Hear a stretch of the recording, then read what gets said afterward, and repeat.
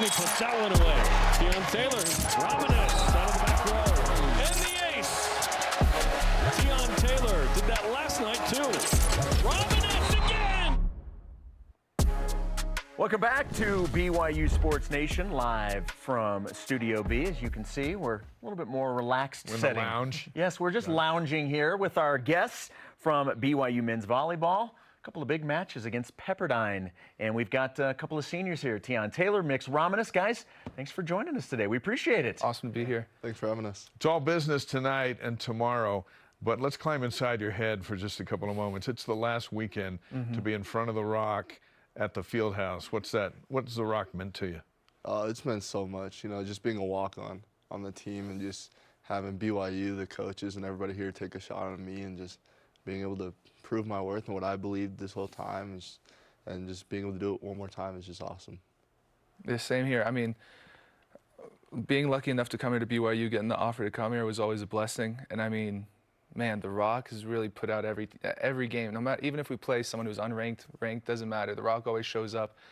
And man, it's always electric in there. I love it, dude. I love it. I'm going to miss it. But we're going to hopefully leave this season with a big old bang here against Pepperdine. Well, and the good news is for you guys is you have matches to play, so your mind will be occupied because there's a lot on the line. Seeding's on the line, pride is on the line. I mean, you want to win these games.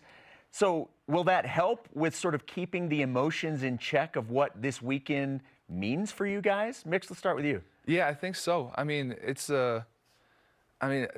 as we stated before, just talking about it, it's all business now. Like, the emotions will help me keep in check, will keep me focused on the game for sure. But, man, either way, no matter who we play or who we're up against, I just want to beat their butts, dude. I just want to beat them, man.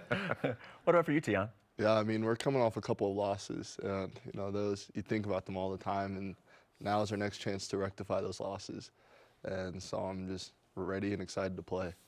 In that arena over there, which gives you such a great home court advantage, is it a bigger crowd when you slap an ace or when you pound one at the net? What do you enjoy the most, Mix? Oh, when you rip one at the net, I think. Like, the ace is nice because the serving's the only thing you have in control in volleyball. Right. That's the only thing you can control. Everything else is just chaos, controlled chaos. But, man, when you just get a rip, you see a seam in the block or you hit around the block and you just rip it, dude. The electricity you feel, your teammates feel, and what the crowd gives you, man, that combination is just something else. Yeah, for me, I don't get a lot of aces, so it's got to be hitting. It's all in the net. Yeah, it's got to be hitting. It's so much fun, or just a stuff block. A stuff block is electric. Is it the equivalent of a big dunk in a basketball game? Yeah, so I grew up playing basketball, Yeah. and the reason I fell in love with volleyball is you get the same type of emotions in volleyball a lot more often. Like, if you get a stuff block or a big hill, like, the crowd goes wild. Whereas basketball, that's only going to happen if you really boom on somebody. Yeah, that's true. And you're sporting the Allen Iverson jersey. That's not just fashion. You're a big Allen Iverson guy, right? That's my guy. Growing up, I loved watching his highlights, and I love the heart that he played with. It doesn't matter your skill, who wants it more. And that's what I love about it. Mix, what has this BYU experience done to prepare you for the rest of your life? You may not have the Rock behind you cheering at every decision you make moving forward, but you've had it for a handful of years. What's it done to prep you? Man, I think just, well, especially at BYU, sure, I'm not a part of the church, but it's definitely boosted my faith. I'm a Christian at heart also.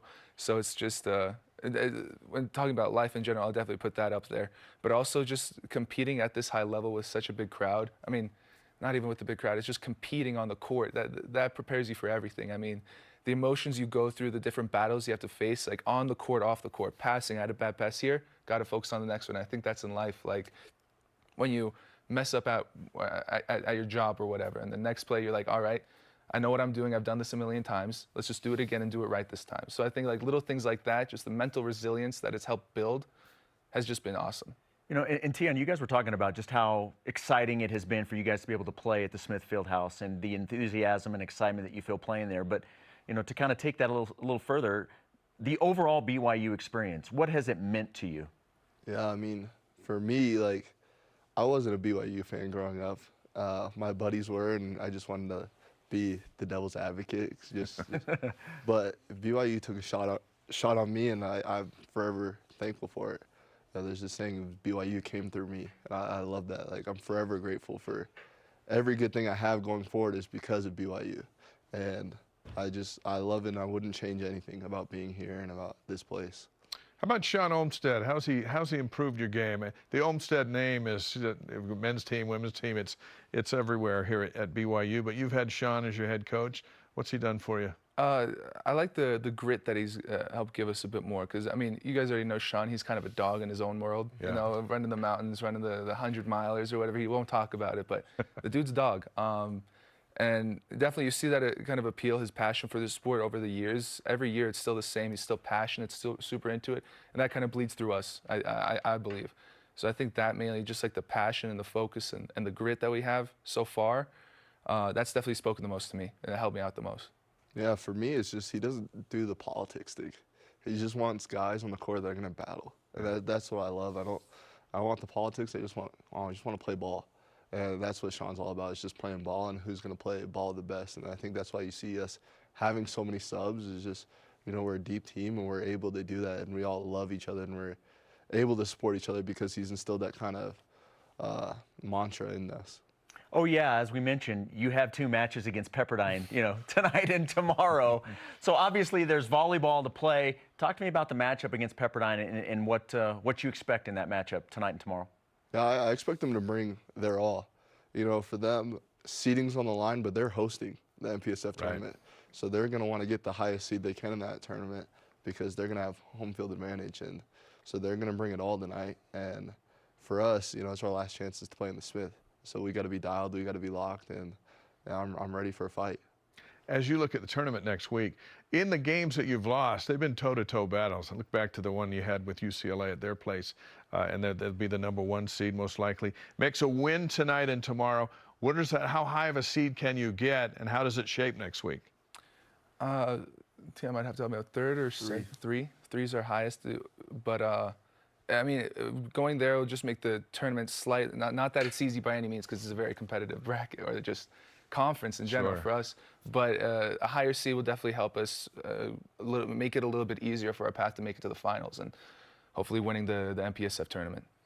We got one last blast, one last weekend to raise the roof over there. Yep. And then the rest of the time you'll come back as a guest. Yeah. So you're in your uniform tonight. I would imagine this will be the biggest Friday and Saturday nights of your life. Yeah. I mean, my whole bunch of family's coming in to support me for this last time, and I'm just excited and grateful that I get to be there.